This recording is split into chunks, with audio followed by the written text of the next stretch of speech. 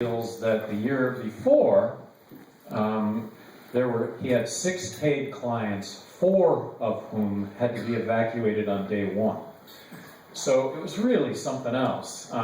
They said that there would be mud the whole time. They said that at times you might have your rubber boots sucked off because of the mud. I don't know about you, but I'm not going to step in mud that deep. Well, it turns out that you'd be walking 50 yards, and yeah, it'd be, mud, mud, mud, mud, and then all of a sudden up to your knees in mud. Well, the up to the knees in mud wasn't any different than the step before, but it just turned out that it was up to your knees. The second day, we went 3 miles in the jungle, and it took us 11 hours. It was crazy. So I'm pointing all this out to you.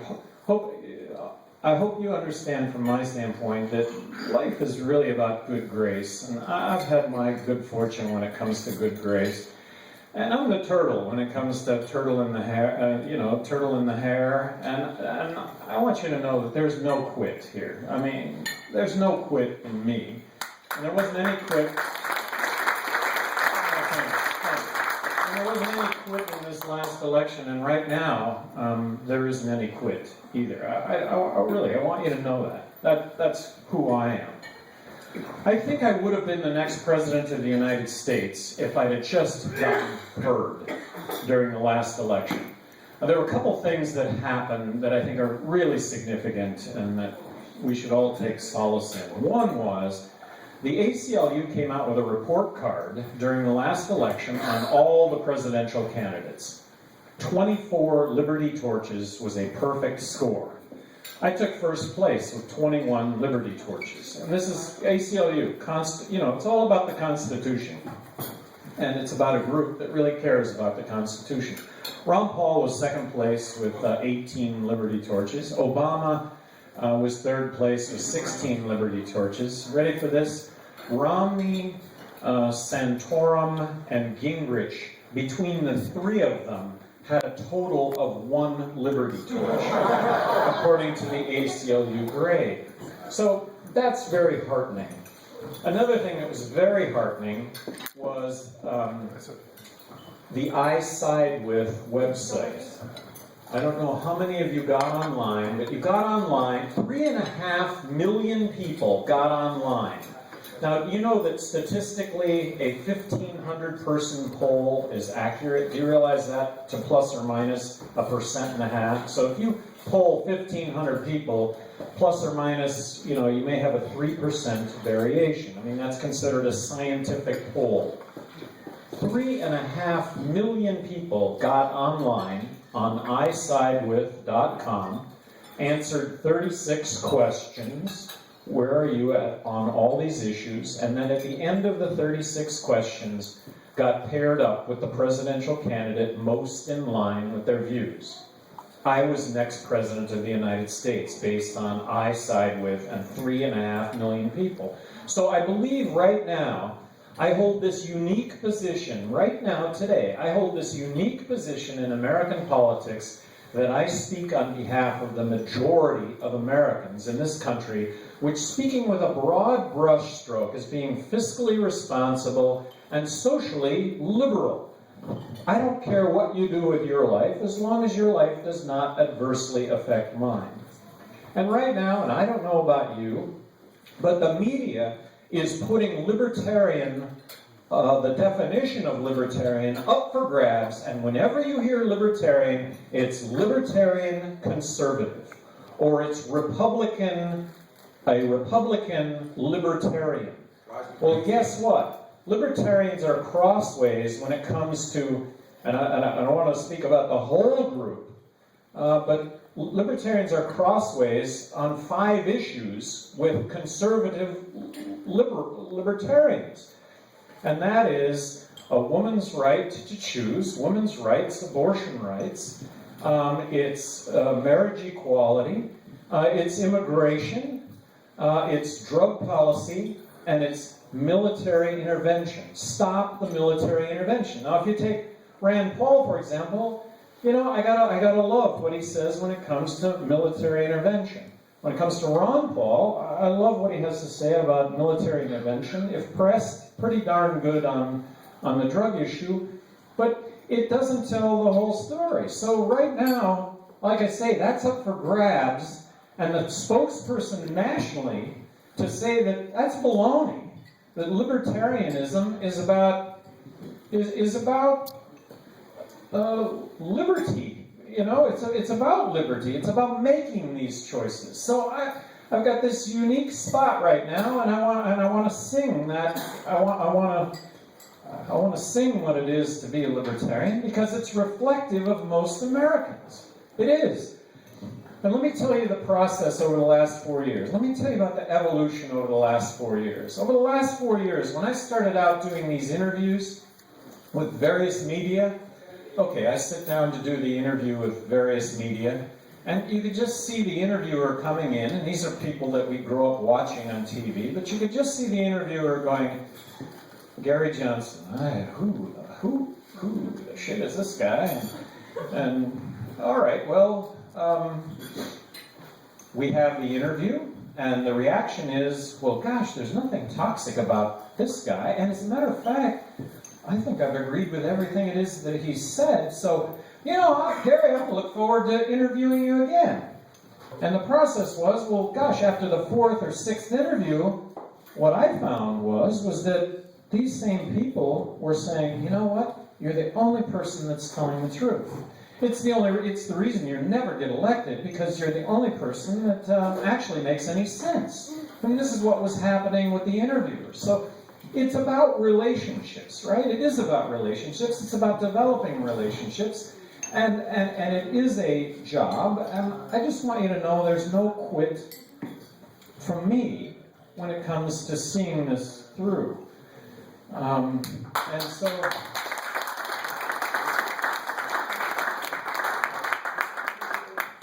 there's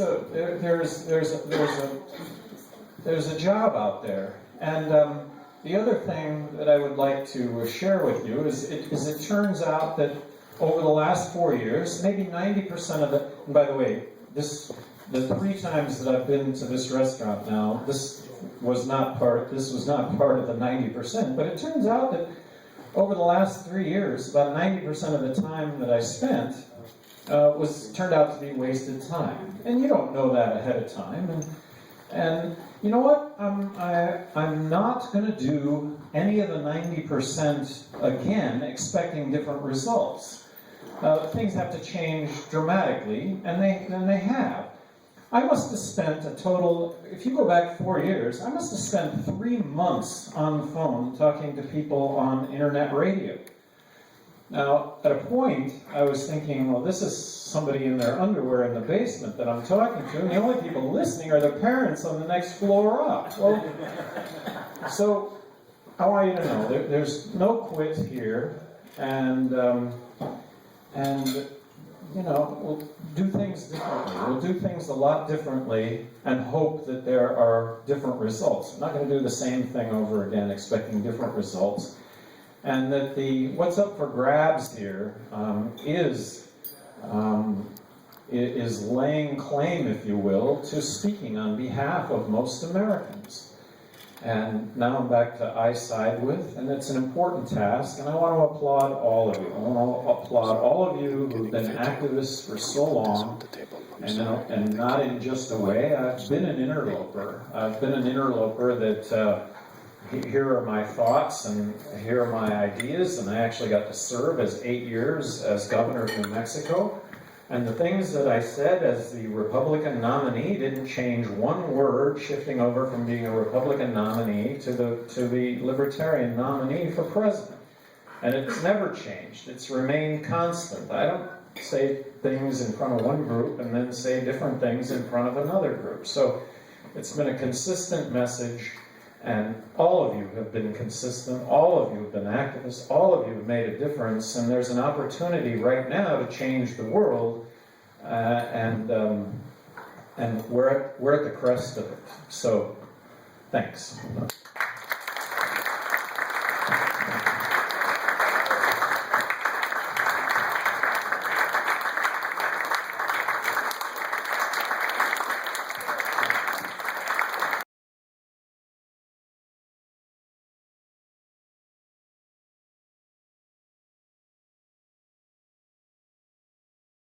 Governor, is somebody who just had his health care policies canceled. How do you size up the current situation? And realistically, where should we be going from here? Well, realistically, I think that the Republicans making a whole lot of noise about the fact that the website doesn't work is just that. It's a whole lot of noise. I mean, the deadline for signing up isn't until March, and why not just, the inevitable is going to be a restriction of the amount of health care that's available, and it's going to cost more. That's going to be the ultimate outcome of all this, and I remain committed to.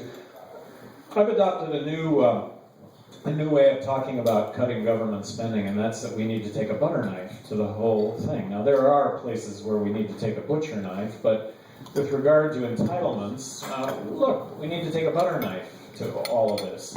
Republicans want to balance the budget, but they don't want to cut military spending, and Democrats want to balance the budget, but they don't want to touch entitlements. I'm sorry, it just doesn't work. Let's take a butter knife to the whole thing.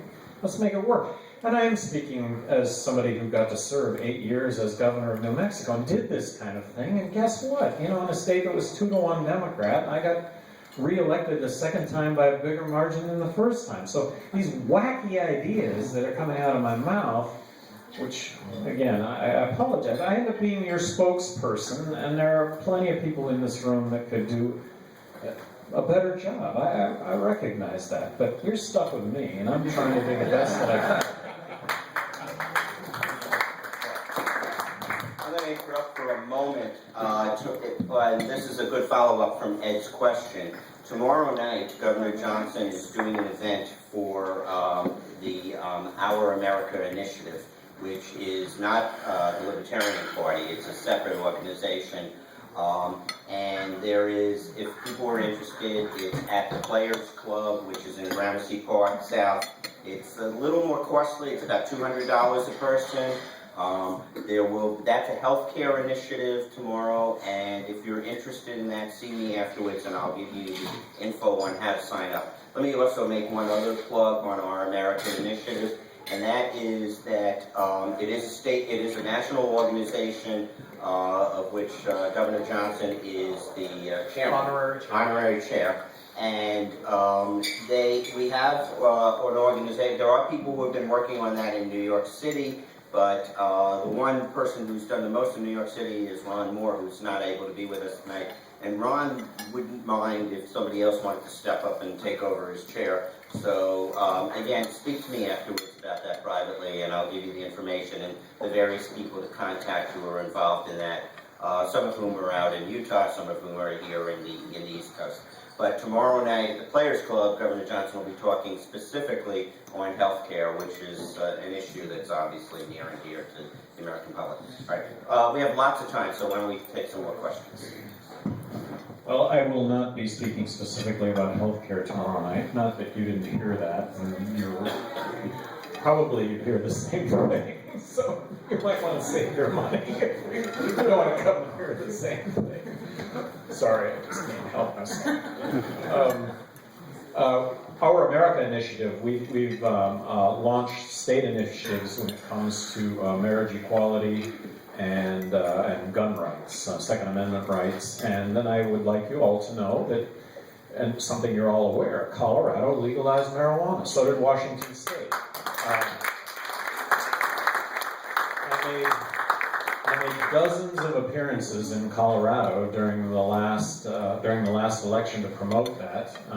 Not as many trips to Washington State to do the same, but who deserves credit for that happening in both of those states? Well, the Libertarian Party deserves credit for that, because going back to day one, Libertarians were the wackos that were talking about legalizing drugs. And finally, we're at a point, I think, of rational discussion about all of this, and pat yourself on the back. Yeah.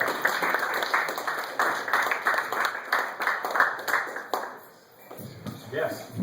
As governor of Mexico, I know that you're known for kind of failed vetoes. So So why are we not able to work with the legislature in Mexico to get more passed? Well, passing legislation really I may have vetoed more legislation than the other 49 governors combined. All right, so what I saw is that this legislation was passing and it was going to add time and money to my life, and it wasn't going to make any difference when it came to my living my life. And so I vetoed it. And I vetoed it, and I had to go out and defend it, and guess what people actually thought of the end product? They thought actually things were better. And so when a politician says that they're going to burn the midnight oil on behalf of taxpayers, that just means they're going to burn your money. They're going to spend a whole lot of money. And so another thing I wanted to mention, forget about legislation completely passing. Let's say the legislature doesn't pass a single thing. I don't want anyone to discount the power of the executive.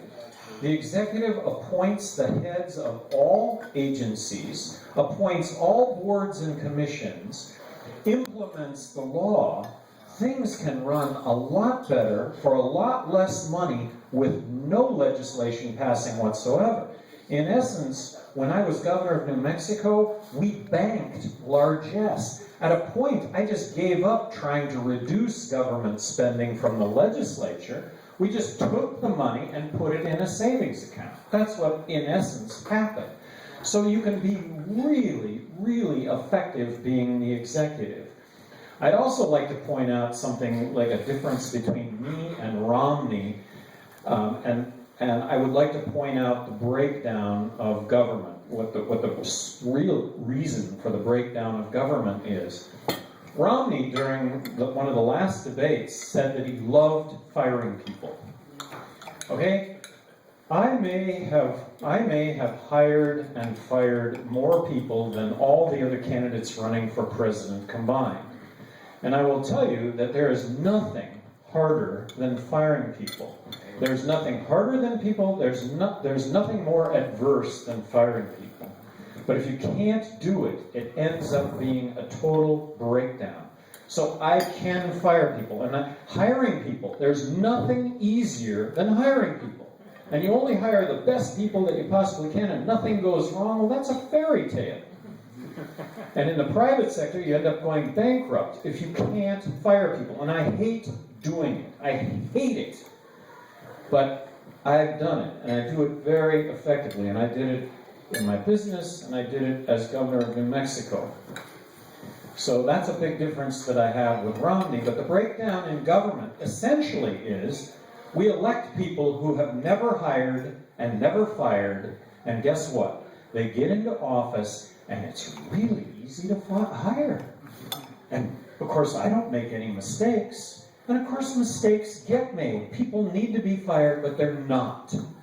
So you end up with, if you're in the private sector, you end up bankrupt. But if you're in the public sector, you know, it's taxpayer money that goes out the door every single night.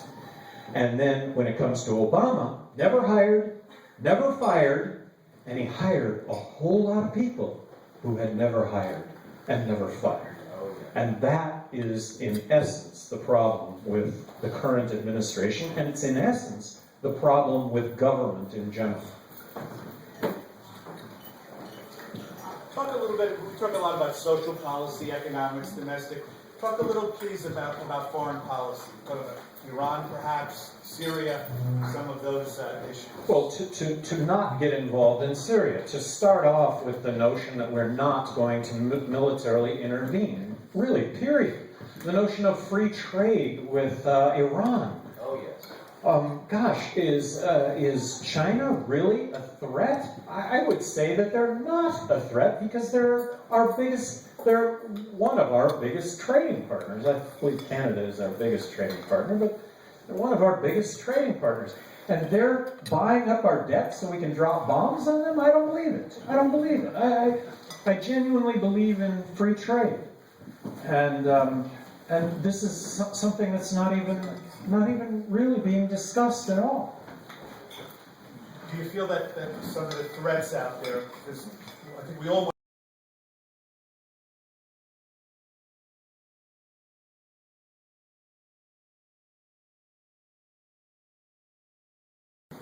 other terrorism throughout the whole Middle East, throughout the whole world?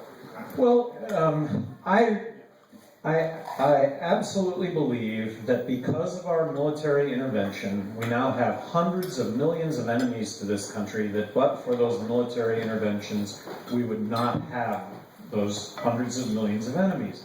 That when we go out and conduct a drone strike, number one, we're being judge, jury, and executioner to the intended target. Let's say we take out the intended target. Let's say the intended target is that absolutely is an enemy to the United States and going to do harm to the United States.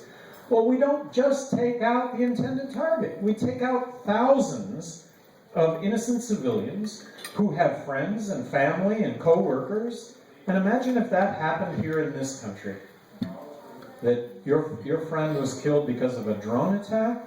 You would probably vow vengeance against the perpetrating country, up to and including giving your own life to see that vengeance through. And that's what's happened. A comment. I remember hearing a joke once. What does a fundamentalist Muslim hate more than Americans and Israelis? And the answer is non-fundamentalist Muslims. If we just move away, I think in general, they will tend to settle their own issues. They're only our enemy because we're there. Well, pointing out the obvious. In Syria, we're going to back the opposition, and actually, in the case of backing the opposition is being opposed by the other opposition forces, not the majority opposition, because the majority opposition, we're against the majority opposition. And let's just, taking Egypt as an example, we backed Mubarak. And how did that turn out? And so now we back the insurgents? Well, how does that turn out? Well, it ends up turning out with unintended consequences that end up to be, at best, the same, and at worst. So I'm for the non-aggression principle, 100%, just like yourself. Non-intervention outside our borders. Some people would say, if we pull our troops back and we mind our business within our borders, the influence that we have overseas in different parts of the world will be taken from us, or we will be replaced by either the Russians or the Chinese or the Indians, or coalitions between those others, which might threaten our national sovereignty and, our security. How do you respond to that? It's a very legitimate question, I think. Taking the troops out and replacing the troops with goods and services from the United States, I think that's a stronger bind. 100%. 100%. So you mentioned that some of the interviewers that you talked with kind of got it, that you were the most rational. Not some, but like all. They all. This was my experience, and now this is the starting point. Okay, so it's a whole different ballgame. And it reminds me of around 2002. I was at Pacific Research Institute in San Francisco, and John Stossel was doing his book tour, and one of our famous or infamous libertarian Starchild asked him a question: what do you think about voting libertarian? And in 2002, John Stossel said, if you want to throw away your vote, go ahead. Fast forward just 10 years, and he's singing your praises. Similarly, Larry King, who really never gave third-party candidates much of a chance when he was on CNN, once he was on Hulu, was interviewing you and giving you plenty of time. So I'm just wondering, are there any people who are kind of still on the big media outlets that you talk to, that you can tell we're kind of teetering, that we can get them before Stossel moves from ABC to Fox News, or Larry King moves from CNN to Hulu? Is there someone else that we can? They're all teetering. Really, that's my. if they're not outright, well, it's relationships. So if you can have a discussion with somebody where you're not interrupting them, they're not interrupting you, you respect them, they respect you, boy, that's all you can ask for, and I'm there right now. Not that won't change with some interviewers that I've never had an interview with, but I hate to say this. I like Sean Hannity. I hate to say this, but this is the process. This is and he likes me. We disagree. We could be in a figurative headlock when it comes to issues, but there's that respect. So I get to talk. He can talk. Let him talk all he wants. I mean, this is like a tightening noose, you know. Talk away, Sean. And give me, and so anyway, that's the process. That's what this is. The Democratic marketing message, I think, leans toward greed in terms of laying out the government largesse available. And the Republican marketing messages leans towards fear around socialism and large government. I've seen the Libertarian message really start to dovetail the Republican in many ways, emphasizing the downsides of the absence of liberty. I was wondering, in line with your comments about not trying the same thing and expecting different results, if there was any thought being given to fundamentally changing the Libertarian marketing message, one that might emphasize greed in terms of the benefits of liberty, financially and otherwise. Absolutely, no. I mean, absolutely. Just, but it involves money, and people don't donate unless they think that you can win. That's a reality, also.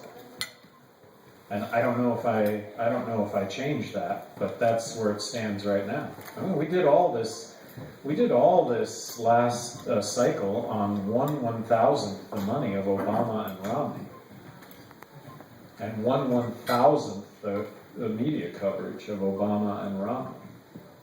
Can you talk a little more about safety nets in society, the social issue of safety nets? I know you said the peanut butter knife to everything. But in the end, down the road, if we had 5 libertarian presidents, what's your view on society setting us up for each other? Well, okay. Now this is a personal view, and I did serve 8 years as governor of New Mexico. I really believe that there are those people that are truly in need, and that if it wasn't for government, they wouldn't receive very essential services that literally keep them alive. I'd like to see that continue. But the issue is that we've stepped way over the line when it comes to those in need. So the only way I see fixing this is for the federal government to, number one, balance the federal budget, which if we don't, I mean, that's the number one issue facing the country today, is spending more money than what we're taking in, and the fact that the eventual outcome of this is going to be a monetary collapse, and the fact that the dollars we have won't buy a thing. It's going to be an ugly scene, but that's going to, at some point, become the outcome of this. So, balance the federal budget. The only way, in my opinion, that it can be done is for the federal government to set a fixed amount of money, give it to the states, don't overspend that amount of money, and let states draw new lines of eligibility that are within the bounds of a set amount of money. And based on my experience as governor of New Mexico, I could have drawn new lines of eligibility where those, in my opinion, that were truly in need would have been served, but the largesse would have been cut out.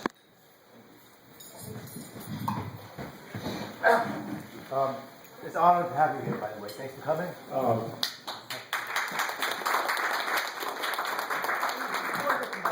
I want to comment on your debate with Jill Bubblehead Stein.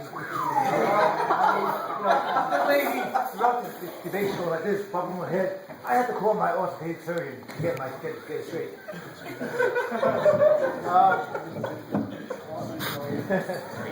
I would have liked to see you be more aggressive when you debated her. In fact, I thought you were campaigning rather than debating her. I mean, her platform is essentially the same as Obama's. You know, give more benefits, public works, and all that. So we have a difference of opinion. In my opinion, let her talk and talk and talk, and the noose just gets tighter and tighter and tighter. Did you all hear Jill Stein say that?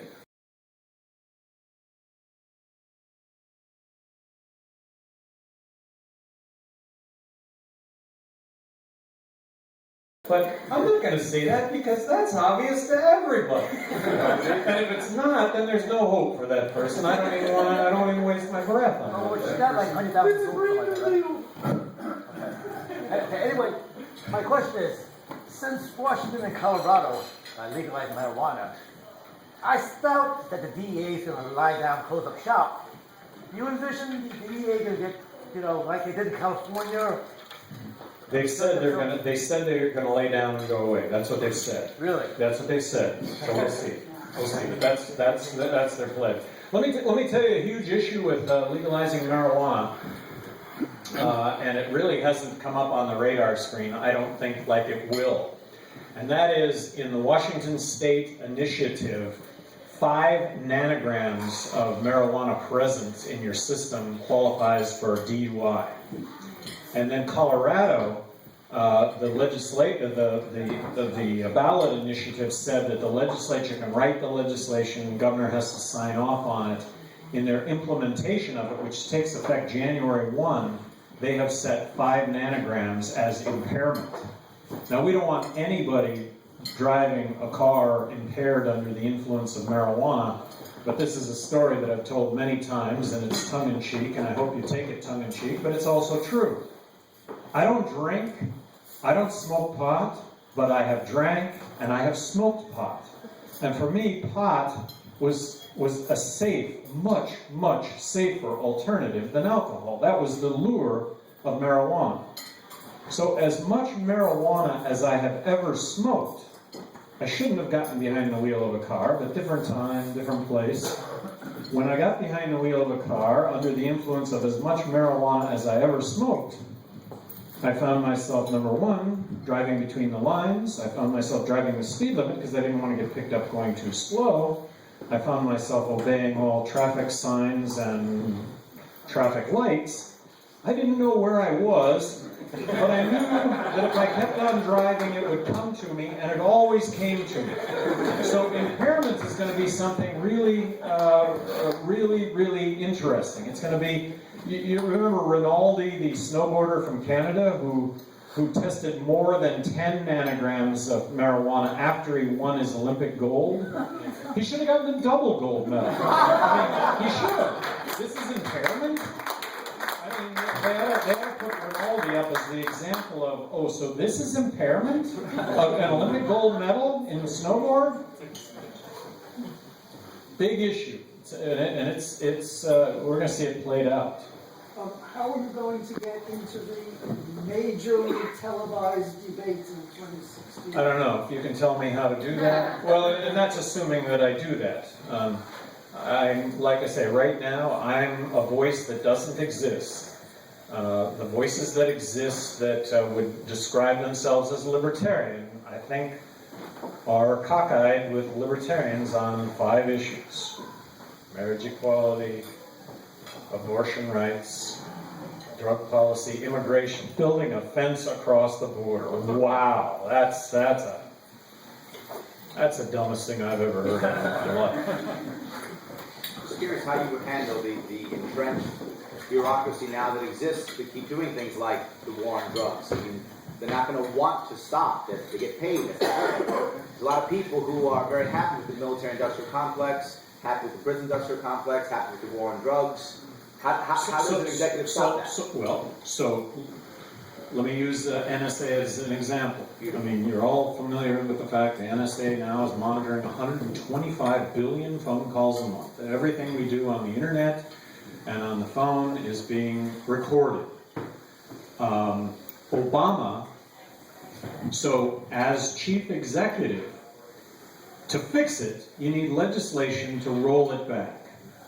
But at a minimum, you can stop it where it's at. It doesn't have to advance. So using that issue as an example, Obama, based on what he had to say, should have stopped it in its tracks, when the reality is that it's grown further and faster under Obama than it ever did before, and we go back to Bill Clinton, I think, to see that phenomenon.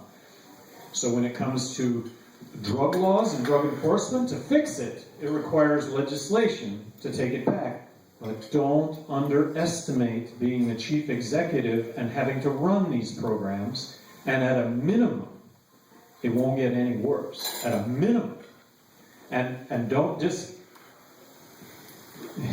I don't even want to put that as a minimum. There's some really, regardless of the issue, regardless of the mandate in place, as the executive, you can do things that bring it back without any legislation. So don't discount that. I just wanted to add to your NSA comment. Just read, I forget which site it was on, that the executive branch of the NSA is starting to monitor T-shirts that are anti-NSA. So T-shirts, yeah, NSA going to monitor T-shirts that are anti-NSA. What are the buzzwords? What are what's left? What are the buzzwords that you use on a phone conversation that make your needle more than just a needle in a haystack? Is it marijuana? Is it heroin? I've had correspondence with Iranian government officials. I have to believe I'm on a special list. I have to believe it. I like policy, I hate politics, but politics has to be addressed. It seems to me that you draw more, and tell me if I'm wrong, you draw more votes from Republicans than from Democrats. And yet it should be equal, or it should be 100%, but how do we draw more Democrat votes than we have? No, I disagree with your premise. Now, New Mexico is 2-1 Democrat. And let's not forget that the largest political affiliation today is independent. That is the largest political affiliation. Let me just comment on that too. Rob Sarvis ran for governor in Virginia as a Libertarian, got, I think it's 7.6%? 6.7, I'm doing dyslexic. 6.7%.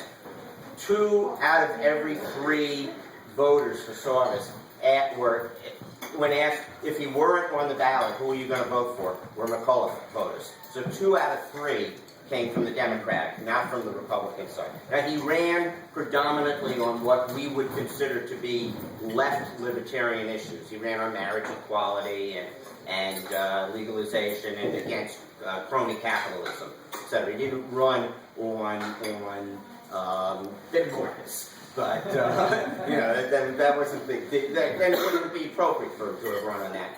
But it's a canard to think that we are Republican lights. And that's something I've been fighting against for about 20 years. And I think the Republicans like to put us out that way because, they want to attack us. They want to attack anyone who they think is coming at them. But we're not Republican lights. And we can clearly reach out and make alliances with people of all political spectrum. First, a comment regarding your drugs and then a question. I've been involved with some criminal prison reform. A number of the administrators have told me that their prisons are overflowing with drugs, so if you can't control drugs in prison, how you can control. But the one drug they don't try to control is marijuana, because it keeps the guys calm in there. Totally. And based, I hope I'm not going down the cul-de-sac here, but running for governor of New Mexico, I had this notion that prison should be about punishment, and I think it is. Being behind bars and being denied your freedom is punishment. But what I came to recognize very quickly is having cable TV is a really, really cheap way to maintain good behavior. Really cheap way. My question is this, as Mark and I and the other attorneys know, in the next 4 or 5 years, there are going to be as many as 3 or 4 vacancies on the Supreme Court, including Kennedy, who's supposedly the swing vote. Is there anyone on the Supreme Court, either now or in the past, who you would hold up as a role model, as the type you would appoint as president? I have to admit to being a bit uninformed on the Supreme Court. I'm paying more and more and more attention.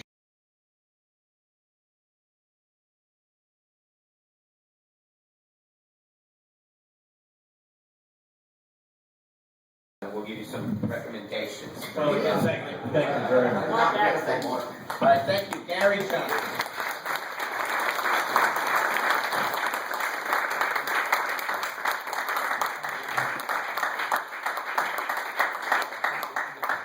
We had at least one other candidate I know who ran for office came in, so I'm going to give Helena an opportunity to talk for a minute or two about her thoughts.